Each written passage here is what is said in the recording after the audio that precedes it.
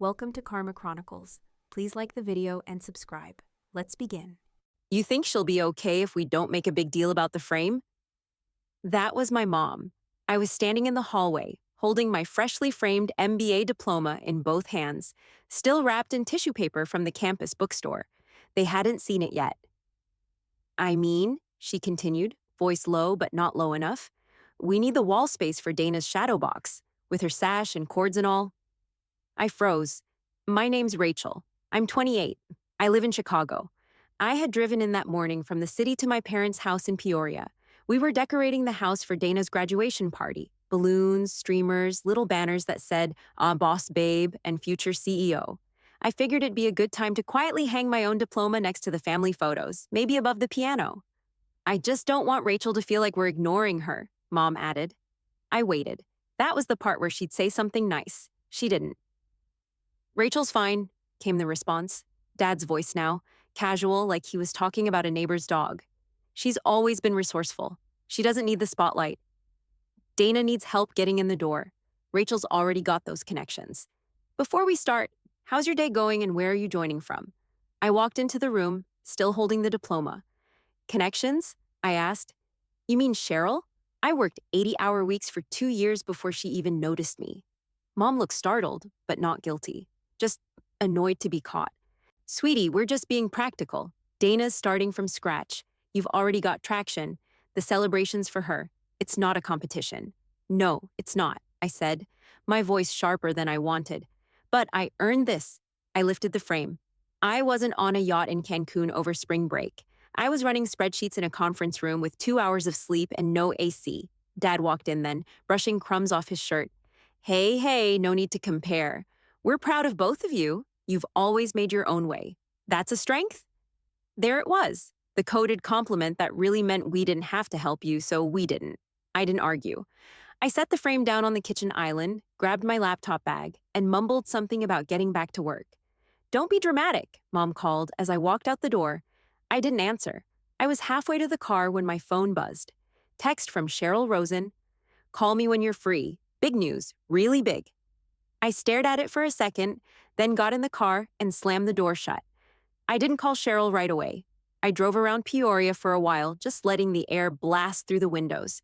Diploma still wrapped on the passenger seat like it was something I'd stolen. Every time I ended up back in this town, I felt it. Like I was 17 again, stuck in my bedroom while Dana got applause just for showing up. We grew up in Morton, Illinois. Cornfields, Friday night lights, small-town gossip. Dana was the golden girl from the jump. Bubbly, blonde, always with a new best friend or boyfriend. Cheer captain by sophomore year, state champ in gymnastics. You name it. I wasn't shy, but next to her, I might as well have been invisible. I liked books, computers, keeping my head down. I joined debate and student council because I figured maybe, just maybe, something would make them look my way. But every time Dana had a meet, the whole family packed up and traveled like it was the Super Bowl. Atlanta, Vegas, Miami, they never missed a cheer comp. When I made regionals in debate junior year, Mom said she might be able to come if the church potluck got canceled. It didn't. And yeah, it stung. Not just because they skipped it, but because they didn't even pretend it mattered. By the time we were both applying to business schools, I was used to it. Dana got a whole vision board night in the kitchen, snacks and mocktails and all. I got a pat on the shoulder and, oh, you too? They talked about her future like it was a guaranteed brand deal, glossy and exciting. Mine was more like a technicality. Rachel will be fine, Dad always said. She's the brains. She doesn't need the same push. They said it like a compliment. It never felt like one. We both got into Kellogg, top-tier MBA program, part of Northwestern. But the way our parents reacted, you'd think Dana had been knighted and I'd gotten a free sandwich. They covered Dana's tuition and housing in Evanston, no hesitation. When I asked for help, Mom said they couldn't stretch it for both and reminded me I'd always been independent. So I worked, every semester, Target cashier, campus copy center, babysitting professors' kids. I kept my head down, stacked scholarships, took out loans, and got through it. Dana spent spring breaks in Cabo. I was recalking dorm windows so I didn't freeze. She wasn't mean. She just floated through it all, like someone who'd never had to ask twice, or ask at all. And yeah, I resented it. Quietly, but it built up, like acid behind my ribs. I figured maybe if I just did better, went harder, stayed later, won more, they'd finally see it. Maybe they'd notice I wasn't just managing, I was killing myself to make it. But every win came and went, and they stayed laser focused on Dana. Even when I got that corporate mentorship, the one everyone said was impossible without family ties, they barely blinked. Mom actually said, "That's great. Make sure you help Dana network too." That was the moment I stopped hoping for some big, teary recognition. I just wanted the scoreboard to start counting points for both teams. I called Cheryl the next morning before heading to work. My voice was still scratchy from lack of sleep, but she picked up on the first ring like she'd been waiting for it. "Rachel," she said, "I'm glad you called. Do you have 20 minutes today? Come by the office. When Cheryl Rosen invited you in, you didn't say no." She was one of those women who didn't just break the glass ceiling. She installed her own penthouse above it. Senior VP at a Fortune 100, razor sharp, perfectly dressed, even when the world was falling apart. I drove straight downtown, palms sweaty the whole way. Her assistant waved me in like I was already expected. Cheryl stood by the window, phone in hand, skyline glowing behind her. "Sit down," she said, smiling. "We need to talk about something exciting." That tone, calm, measured, but with a current under it, made my stomach flip. She set her phone down. "You've been shortlisted for the Nolan Executive Fellowship, and I just got confirmation this morning. You're the recipient." I blinked. What?" Her smile widened. "You won, Rachel, out of nearly 2,000 MBA grads nationwide. Full debt forgiveness, base salary, relocation package, executive mentorship. Only one person gets it every year." I didn't say anything at first. I just sat there staring, the words not quite landing. The Nolan Fellowship. Every MBA student knew it. The golden ticket. Most people never even got close. How? "There were others with better connections," I said. She raised an eyebrow. "Connections don't build systems. You did. That sustainability model you built for the logistics client, it's already being tested at corporate level. You earned this." Hearing that word, earned, hit harder than I expected. Cheryl leaned back in her chair. "I want to announce it publicly next week. I'm actually attending your sister's celebration as a guest speaker for the alumni program. It would be perfect timing, both sisters being recognized, both success stories." I froze. "You're going to that?" "Your mother reached out," she said, matter of fact. She mentioned Dana was finishing her MBA and asked if I'd speak about women in leadership. I didn't realize it was your family until I saw the invite list. Of course Mom did. She'd probably name-dropped Cheryl to score prestige points. "Look," I said slowly, "I appreciate the thought, but I don't want to upstage anyone. It's Dana's night. She deserves her moment." Cheryl crossed her arms. "Rachel, when has anyone ever worried about your moment?" I laughed once, short, bitter. "Fair point." "Listen," she said, softening just enough to sound human. "Recognition isn't about ego. It's visibility. You've carried more than your share quietly. This time, let it be seen." I exhaled, running my fingers through my hair. "It'll cause tension. Then it'll reveal truth," she said. "That's what leadership does. It shows who's ready for discomfort and who hides behind image." I didn't respond right away. My reflection in the window looked like someone else. Someone who'd finally gotten proof she wasn't crazy for wanting more. She slid a thick envelope across the table. "This has all the details: contract, benefits, relocation options. You'll start in Baltimore in 3 months. I'll announce it at the event unless you tell me otherwise." I held the envelope in my lap. It felt heavier than it should have, like it carried everything I'd worked for and everything they'd dismissed. Cheryl glanced at her watch. "I have to jump on a call, but Rachel, congratulations. You've changed the game." I stood up, shaking her hand. "Thank you for believing in me." She gave me a half smile. "You made it easy." Walking out of her office, I didn't feel triumphant. I felt steady, like something inside me had finally clicked into place. The unfairness I'd swallowed for years wasn't just personal anymore. It was about to be public. And for once, I wasn't the one who had to explain it. By the time I got back to my apartment, the envelope was still unopened in my bag. I'd read it later. For now, I had a rooftop party to survive. The texts started rolling in that night. "Dana, hey, just a heads up. This party's getting kind of over the top. I didn't ask for all this." I stared at the screen for a minute before replying. Me. "Yeah, doesn't really seem like your vibe." Dana. "It's weird. I feel like I'm playing a part. You okay?" Before I could answer, a second message popped up. This one from Mom. Mom, hey, sweetie, just remember to let Dana shine tonight. It's her moment. We want everything to go smoothly. Of course she did. The venue was ridiculous. Top floor of some new luxury building near River North, with a skyline view that probably cost more than my entire student loan balance. Giant "Congrats Dana" banner across the terrace, soft jazz playing, and a custom cake shaped like a leather briefcase. I walked in wearing a navy dress and heels that were already blistering me. Dana found me first. "Rachel," she said, pulling me into a hug. "You look amazing." "So do you," I said because I meant it. She looked great, polished, glowing, maybe a little nervous. She leaned in. "This feels a little insane, right?" I gave a half smile. "You're asking the wrong person." She laughed under her breath, then looked over her shoulder. "I told them not to make a scene. You know how Mom is." "Yeah?" I said. "I do." Before she could say more, Mom swooped in, hair perfectly done, wearing a silk blazer that screamed money. "There you are," she said, grabbing Dana by the wrist. "Come meet someone. This is big." Dana shot me an apologetic look as Mom yanked her toward a short man in a gray suit, probably the CFO of something. And just like that, I was standing alone next to a stack of cocktail napkins. A woman with a clipboard came up, clearly frazzled. "Are you the sister? Catering said someone needs to confirm the vegetarian count." I didn't even argue. "Sure," I said. "Let's get it done." While I dealt with that, Dana was paraded from handshake to handshake. Mom hovered the whole time, all smiles, making introductions like a campaign manager. Dad wasn't far behind, schmoozing by the bar, telling some guy about Dana's natural leadership instincts.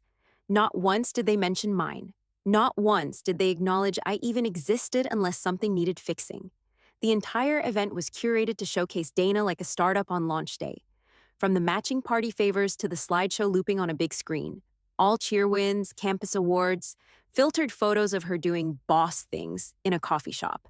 I stood off to the side and watched it all, invisible in plain sight. They had turned her into a product, and I'd been the unpaid labor behind the scenes. But the real punchline? Cheryl hadn't even arrived yet. That moment wasn't about me, not yet, but I could feel it coming. I stayed near the back patio for most of the evening, one eye on the bar, the other on the stage they'd set up for speeches. That's when I noticed them, my dad talking to a group of men in navy suits. I recognized two of them from LinkedIn. One was a VP at a consulting firm. The other ran a recruitment team at a major tech company. And right in the middle of it all was Dana, nodding politely while Dad talked her up like a stock pick. She led the entire analytics segment of their cohort project, he was saying, loud enough for the nearby guests to hear. 12-week turnaround, major corporate sponsor, that's real leadership under pressure. I felt my jaw tighten. That analytics segment was my project. I'd spent 3 straight weekends building that model from scratch. Dana proofread the PowerPoint. She also helped develop the sustainability framework being tested in supply chains right now, he added, like he was reading off her resume. I blinked. That was my framework, my research. Cheryl herself had flagged it as groundbreaking. I took one step closer, heart pounding, unsure whether to speak up or just choke on it. And then, like she'd been summoned by karma, Cheryl walked in. She moved through the crowd with zero hesitation. Dressed in sharp white slacks and a tailored black top, she made power look casual. "Excuse me," she said, stepping into the circle. "Did I hear someone mention the supply chain model?" Dad turned, a little too eager. "Yes, Dana was involved in that research, I believe." Cheryl raised one brow, then pointed at me without missing a beat. "Actually, Rachel designed that model. Dana contributed some documentation, but the concept and execution, that was all Rachel." Dead silence. My cheeks went hot, but I stood still. Dad let out a weird chuckle. "Oh, sure, of course, they collaborated." Cheryl didn't smile. "No, Rachel led it. I personally submitted her work to our innovation board. It's being rolled out in 3 of our pilot programs this fall." I looked at Dana, who met my eyes and gave the tiniest shrug. Not smug, not defensive, just tired. Mom appeared at Cheryl's side, wineglass in hand. "Oh, that's wonderful. We're just so proud of both girls. Dana's been involved in so many leadership initiatives, too. Mentoring, networking, just really driving connections." Cheryl nodded once, politely. "That's great, but we're here because of results. Rachel's results." Another awkward pause. One of the VP guys cleared his throat and looked at me for the first time. "You're that Rachel?" he asked. "Yeah," I said, voice steady. "That's me." He shook my hand, nodding slowly like he was reevaluating everything he'd just heard. But even as that circle turned toward me, I felt Mom and Dad trying to spin it back, throwing around buzzwords like soft skills and people-first mindset, trying to stretch Dana's contributions into something weighty. They were so desperate to keep the spotlight on her, they didn't even realize the room had already shifted. I stood there, quiet, hands clasped in front of me, thinking I should probably walk away, that I didn't need to stand through more of their half-truths and polite dismissals.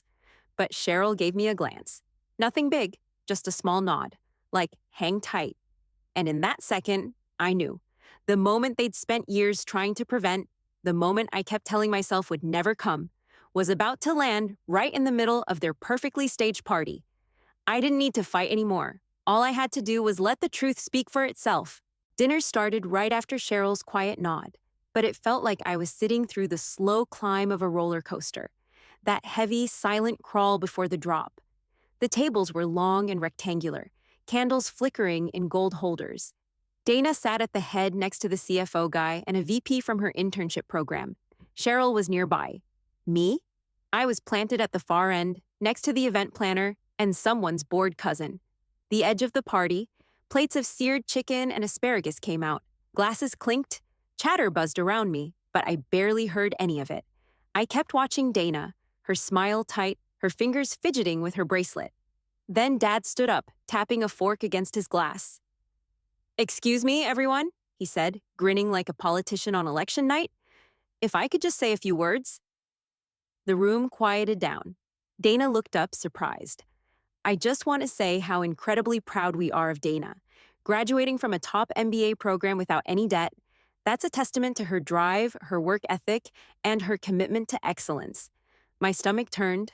I glanced at my untouched wine glass. He kept going. "From the time she was a little girl doing cartwheels in the backyard, we knew she had that spark, and we've been honored to support her every step of the way." I don't know what I expected. Maybe a casual mention, maybe a "we're proud of both girls." But I got nothing. Mom stood and placed a hand on Dad's shoulder. "Dana, sweetheart, watching you grow into the woman you are today has been our greatest joy. You've made us so proud." Dana looked like someone just tightened a rope around her chest. She stood up slowly. "Thanks," she said, voice quiet at first. "I appreciate it." Then she looked straight at me. "But I need to say something else, and I don't really care if it's not the right moment." The room shifted. Chairs creaked, forks paused midair. She cleared her throat. "This night, this achievement, it doesn't feel complete without my sister, Rachel." Every head turned. Dana kept going, louder now. "All through school, through every milestone, she worked twice as hard. She earned everything, her degrees, her jobs, her mentorships. And we didn't celebrate her the way she deserved. We barely even noticed." I blinked hard. My throat burned. Dana took a breath. "And I let it happen. I benefited from it. I stayed quiet because it was easier, but it wasn't right, and I'm not okay with pretending anymore." Silence. You could feel the discomfort rippling through the guests like heat off pavement. Mom opened her mouth, but nothing came out. Dad looked down, jaw clenched. That's when Cheryl stood. She raised her glass slightly. "Well said, Dana." Then she looked around the room like she owned it. "Since the spotlight's finally pointing in the right direction, I'd like to share something. Rachel has just been awarded the Nolan Executive Fellowship." A beat, then gasps, then applause. Real, loud, stunned applause. She kept going. "One recipient nationwide, fully paid, reserved for the most promising future leader in corporate strategy. That leader is sitting right there." She pointed at me. The sound hit me like a wave. People turned in their chairs to face me. The VP, who'd barely looked my way earlier, raised his glass. Someone at Dana's table actually stood and clapped. I didn't move. I didn't need to. The moment I'd been waiting for, not just recognition, but truth, was finally out in the open, and I hadn't lifted a damn finger to drag it there. As soon as Cheryl finished speaking, the energy in the room flipped like a switch. People started clapping harder. Not polite golf claps, but real applause, layered with whispers and stares aimed directly at me. Chairs scraped the floor. Glasses clinked. I stood because there was no way to stay seated without looking like I was hiding. Rachel, someone called, one of the faculty members from Kellogg. Is it true? The Nolan? I nodded.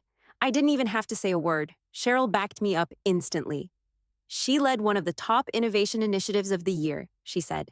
Her work's being piloted in 3 major markets. Then came the swarm, professors, recruiters, a few Dana tag-along guests who suddenly seemed very interested in my future. What's your plan after Baltimore? Can you tell us more about the sustainability model? Are you looking at international placement? I kept answering as calmly as I could, but inside I felt like I'd been yanked out of a hole I didn't even know I was still buried in, Cheryl added, loud enough for the crowd to catch. The fellowship includes full loan forgiveness and my personal endorsement for executive placement after the program. That got another round of reactions, mostly impressed murmurs and a few raised eyebrows from the exec types who'd come expecting a different kind of evening. Through the crowd, I caught sight of Dana. She was still at the head table, but she looked lighter now, like she'd finally put something down. She met my eyes, raised her glass, and smiled. Then, as the crowd around me shifted again, a woman in a black blazer stepped forward. Rachel, I'm Melanie Hughes. I run leadership development at MWP in Detroit. We've worked with Cheryl before. I'd love to talk to you about fast-tracking post-fellowship placement with us. Before I could answer, Dana popped up next to me. She's a machine, Dana said, grinning. You should see her build a financial model from nothing, or negotiate under pressure. She's lethal. Melanie laughed. That's good to hear. We want leaders who already know how to operate in the real world. Dana kept going. She basically carried half the cohort. People leaned on her even when the faculty didn't know they were supposed to. It wasn't fake praise. She wasn't just covering tension with charm. She meant it. I nodded to Melanie. I'd love to connect. Baltimore's only temporary. We exchanged cards. Cheryl gave me a subtle thumbs up from across the room. Meanwhile, Mom and Dad stayed planted at their table, not clapping, not mingling, just sitting there with tight smiles and untouched dessert plates. They weren't used to watching the spotlight move without them guiding it, and this time, it wasn't moving. It had moved. By the time dessert came out, I had 3 business cards in my clutch and an inbox full of follow-up messages waiting on my phone.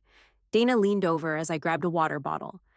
I think I finally get what it felt like, she said, to be seen late. Or not at all. I looked at her. Doesn't feel great, does it? Nope, she said. But watching you shine kinda does. The next morning, I was still in sweatpants, hair a mess, sitting on my couch with cold coffee when the knock came. I looked through the peephole and sighed. Mom and Dad. I opened the door halfway. Didn't expect company. Dad held up a glossy bag from Nordstrom. We just wanted to drop something off. Can we come in for a minute? I stepped aside. They sat stiffly, both of them clearly rehearsed but unsure where to begin. Mom finally pulled out a small black box and handed it to me. Inside was the exact same gold watch Dana had posted about on Instagram a few months back. This is late, I said, setting it on the coffee table without touching it again. Mom gave a tight smile. We didn't know how else to say we're proud of you. Dad chimed in. You've always been the strong one. You never needed the same support Dana did. I looked at them both, calm, flat. No, I just never got it. They shifted, avoided eye contact. I leaned forward. You drove cross-country for Dana's cheer competitions. I won state debate and took a taxi home, alone. Mom blinked fast. I worked retail to pay for school while you paid Dana's full tuition. I asked for help once. You said I'd figure it out. Dad's voice cracked a little. We thought you had it handled. Yeah, I did. That's not the point. They sat there, small now, like they were trying to disappear into my couch. I didn't yell. I didn't cry. I just laid it out. Clear. Final. You made me feel like my success only mattered if it didn't cost you anything. Like I had to carry it alone to prove I deserved it. Mom's eyes welled up. We didn't mean, but you did it. Over and over. We sat in silence. No one moved. Then my phone buzzed on the coffee table. Cheryl. I didn't hesitate. I picked it up. Hey, I said, walking toward the window. Yeah, I'm free. Give me 2 minutes. I turned back to my parents. I need to take this. They stood. Slowly. Dad reached out like he wanted to say more, but didn't. Mom gave me a half hug I didn't return. They left without asking for forgiveness. And for once, I didn't offer any comfort to make them feel better. I answered Cheryl's call with the sun hitting my face and the watch still sitting unopened. This time, the moment was mine, no one else's. 3 weeks later, my apartment looked like a packing war zone. Boxes were stacked against the wall, open drawers spilling tape, half-wrapped mugs, and bubble wrap. Dana showed up in leggings and a hoodie, her hair in a messy bun, arms full of empty bins and snacks. "You really waited till the last minute, huh?" she said, dropping everything by the couch. "I had a plan," I muttered, digging through a pile of tangled cords. "Then I lost the tape gun and gave up." She snorted. "Well, lucky for you, I come with snacks and logistics skills." We packed in silence for a while, folding, wrapping, taping. No music, just the low hum of the fan and cardboard flaps being tucked shut. After sealing a box labeled "Kitchen, Not Urgent," Dana sat cross-legged on the floor. "Can I ask you something?" "Sure." "Do you hate me?" I paused mid-wrap. "No." She looked up. "Really?" "Really," I said. I hated the way things were. I hated how easy it was for you, but I never hated you. She nodded slowly, pulling at the hem of her sleeve. "It wasn't easy, though. Not really. I mean, yeah, they did everything for me, but I never felt like I could just fail. Ever. They built this image, and I had to hold it up." I sat next to her. "That image was built on top of my back, Dana." "I know," she said. "I didn't see it until recently. And then once I did, I couldn't stop seeing it." We sat there, floor cold through our leggings, boxes crowding the room. She looked over. "I let it go on too long. I should have spoken up earlier." I shrugged. "Maybe, but you showed up when it counted." "That's more than I expected." She picked up 2 bottles of sparkling water from the bag she brought. "I was saving these for a let's not cry today toast." I cracked one open. "Cheers to emotionally dysfunctional families." "Cheers to surviving them," she said, laughing as our bottles clinked. We ordered Thai food and ate straight from the containers. Halfway through the spring rolls, Dana asked, "Remember that time we tried to build a lemonade stand but ended up fighting over the price of a cup?" "Yeah, you wanted to charge $2 and I said 50 cents was fair. You called me a greedy capitalist at age 9. "Because you were," I said, grinning. "You sold Mom's perfume as lemon-scented bug spray and almost poisoned Mrs. Dillard." We laughed until we choked on our noodles. No tension, no competition, just 2 grown women finally seeing each other clearly. "You're gonna kill it in Baltimore," Dana said, leaning back against a stack of boxes. "Just don't become one of those people who says synergy in every sentence." "No promises," I smirked. As the sky darkened, we stayed curled up on the couch, empty containers between us, the kind of quiet filling the room that didn't need fixing. I didn't feel bitter. I didn't feel owed. I felt ready. And that was enough. The lobby at Nolan corporate headquarters in Baltimore smelled like new carpet and polished glass. I'd barely stepped through the doors when a woman in a tailored pantsuit approached me with a tablet in one hand and a name badge in the other. "Rachel Monroe?" she asked. "Yep." "Welcome to Nolan," she said, handing me the badge. "You've got a tour with executive staff in 10 minutes, then lunch with the board and the other fellows. Cheryl Rosen's waiting upstairs." I followed her past security, through double glass doors, into an elevator that hummed up 15 floors like it had somewhere more important to be. My new office had floor-to-ceiling windows overlooking the harbor. Desk still pristine, leather chair untouched. A nameplate already installed. A man in a crisp gray suit, someone from legal, I think, pointed to it and said, "We've got big plans for you here." At the welcome lunch, round tables were filled with execs in blazers and smartwatches. Everyone introduced themselves with titles that felt like made-up words. Senior Director of Strategy Alignment, Vice President of Transformational Systems. Then Cheryl walked in, shook a few hands, and came straight to me. "Walk with me," she said. We stepped into a quiet hallway just outside the dining room. "You good?" she asked. "Yeah," I said. "It's a lot, but I'm good." She nodded.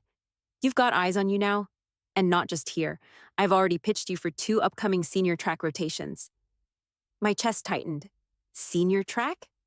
Already?" "You didn't win this by accident," she said. "And I don't waste time." I nodded slowly. "Thanks for not letting me disappear back there." Cheryl smirked. "You were never going to, but I figured it was time the rest of the room saw what I saw." As she turned to go, my phone buzzed. Dana, cheering you on from Detroit. Attached was a selfie of her in front of some mid-tier corporate building, holding up a protein smoothie like it was champagne. I smiled. Not forced, not fake, just real. And for the first time in years, I didn't feel like I was proving anything. I was just beginning. I slipped my phone into my blazer pocket, walked back into the dining room, and took my seat at the boardroom table, right where I belonged,